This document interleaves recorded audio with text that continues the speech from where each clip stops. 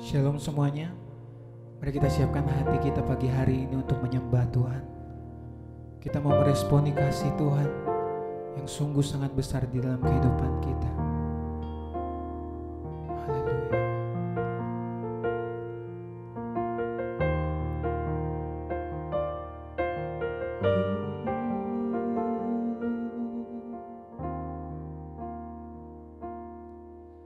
Bila ku buka mataku dan lihat wajahmu, ku terkagum.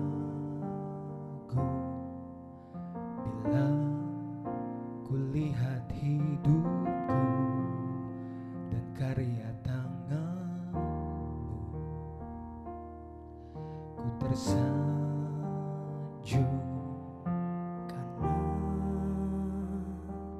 Semua yang baik dalam hidupku itulah karyamu. Kau beri kesempatan yang baru dan ku ingin mengenalmu Tuhan lebih dalam dari semua yang ku kenal. Tiada kasih yang melebihimu. Ku ada untuk menjadi penyembahmu.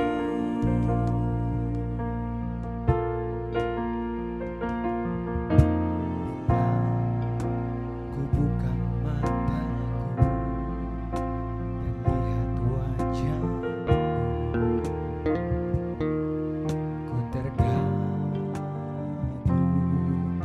Bila ku lihat hidupku dan karya tanganmu, ku tersanjung.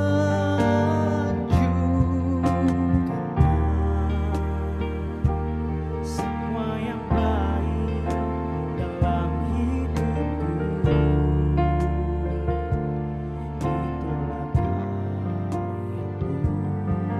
Kau beri kesempatan yang baru dan ku ingin mengenalmu Tuhan lebih dalam dari semua yang ku kenal. Tiada kasih yang melebihimu. Ku ada untuk menjadi penyembahmu.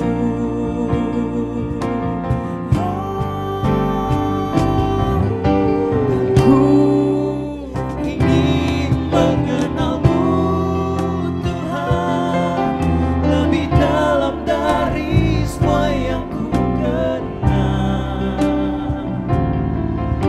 Tiada kasih yang melebihimu.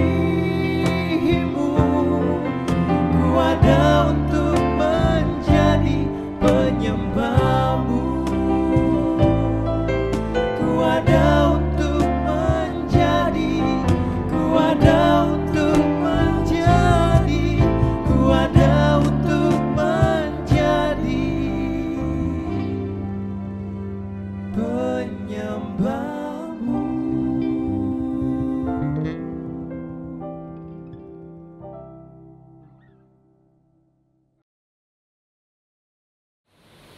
Halo Sobat Iktus, selamat hari Minggu.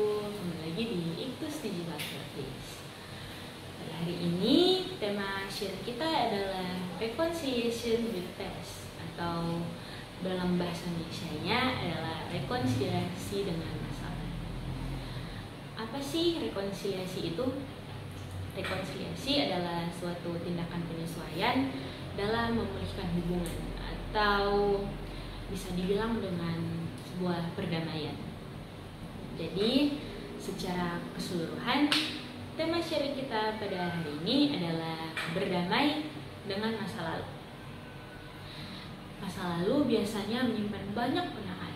Ada kenangan yang baik yang menyimpan kesan yang baik, dan juga ada kenangan buruk yang kurang mengenakan, dan biasanya kenangan buruk tersebut menjadi sumber kepahitan.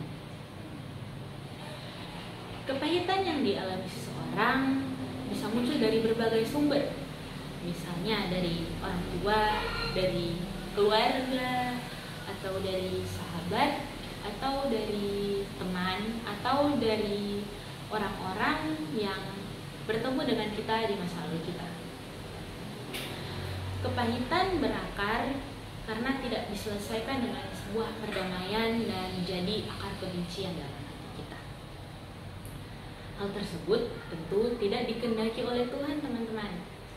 Dalam kehidupan kita, Tuhan menghendaki anak-anaknya untuk menjadi serupa dan segambar dengan Yesus, jadi kudus, sempurna, dan tidak bercacat celah.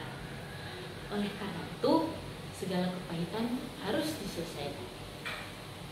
Relate dengan topik kita pada hari ini, kita akan belajar bagaimana respon kita dan penyesuaian kita dengan masa lalu kita yang buruk. Teman-teman, saat ini saya ingin mengajak teman-teman untuk berdamai dengan masa lalu kita. Mengapa sih kita harus berdamai dengan masa lalu kita? Nah, tadi saya sudah mengatakan karena hal tersebut tentu tidak dikehendaki oleh Tuhan. Tuhan tidak menghendaki anak-anaknya menjadi seorang pendendam dan pembenci. Nah, teman-teman, selain itu, kepahitan juga berdampak buruk bagi fisik kita.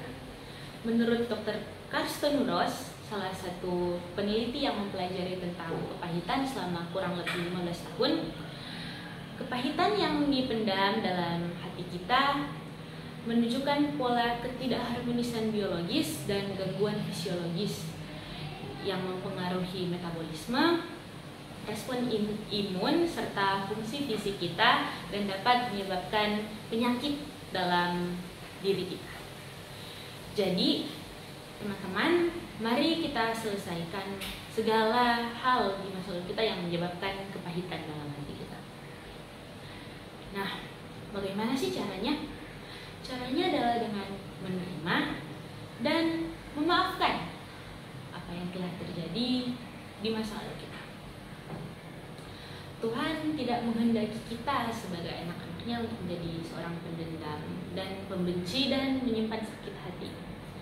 Kita harus belajar melepaskan pengampunan kepada masa lalu kita, bagaimanapun masa lalu itu, dan sepahit apapun itu. Kita harus mampu berdamai dengan masa lalu kita. Memang teman-teman, untuk berdamai dengan masa lalu kita, hal tersebut tidak mudah ya teman-teman. Tetapi kita harus berserah kepada Tuhan dan meminta pertolongan Tuhan agar kita dimampukannya untuk berdamai dengan masa lalu kita. Nah teman-teman, kita ambil contoh dari Yusuf. Kejadian yang dialami Yusuf pasti sangat menyakitinya. Ia mempunyai saudara-saudara yang sangat membencinya, sampai saudara-saudaranya pun tega membuangnya ke dalam sumur dan menjualnya. Wah, itu pasti sangat sakit kalau dibayangkan ya teman-teman. Tetapi Yusuf tidak menyimpan dendam kepada saudara-saudaranya, teman-teman. Yusuf mengambil jalan Tuhan. Yusuf berserah kepada Tuhan dan Tuhan beserta Yusuf.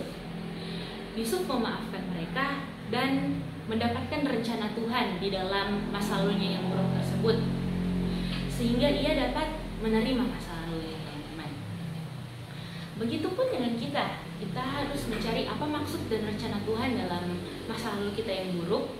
Memanglah hal tersebut tidak mudah teman-teman, tetapi sekali lagi kita harus berserah secara total kepada Tuhan agar kita dapat dimampukannya seperti Yusuf. Nah teman-teman, ada perkataan dari seseorang yang sangat memberkati saya. Perkataannya yaitu adalah, janganlah kita dibelenggu oleh masa lalu kita. Masa depan tidak ditentukan oleh masa lalu, tetapi mari kita gunakan masa lalu itu sebagai pemicu, momentum pemicu bagi kita untuk tetap tegar dalam masa depan kita dan dalam masa kini, walaupun ada banyak pengaruh dari berbagai arah. Teman-teman, hidup itu memang pilihan kan. Kita bisa saja memilih untuk terus terikat dengan masa lalu kita dan yang menyebabkan kepahitan itu. Tetapi hal tersebut tidak dikehendaki oleh Tuhan dan berdampak buruk juga bagi kita.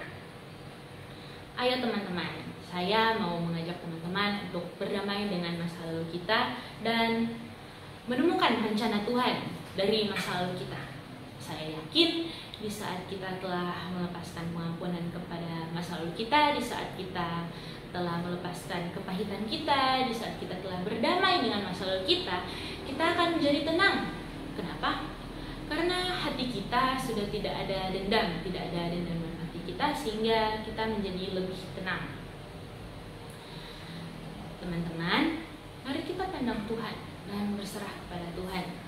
Karena berdamai pasti harus bersama-sama dengan Tuhan. Kita pandang kehadirannya, kita hayati Dia.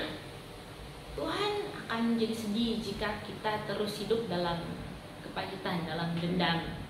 Tuhan pasti sedih jika kita tidak berdamai dengan masa lalu kita. Tetapi sebaliknya, Ia akan disenangkan saat kita berhasil berdamai dengan masa lalu kita. Jadi teman-teman, minta kekuatan dari Tuhan, maka Tuhan akan memampukan kita dalam berdamai dengan masa lalu kita.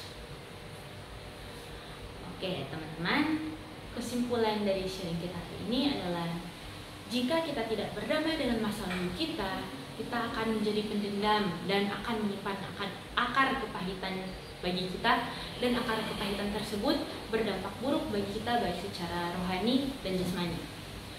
Jadi mari kita selesaikan hal tersebut. Mari kita berdamai dengan masa lalu kita. Mari kita temukan rencana Allah dalam masa lalu kita. Memang teman-teman, hal tersebut tidak mudah. Sekali lagi saya katakan, memang hal tersebut tidak mudah.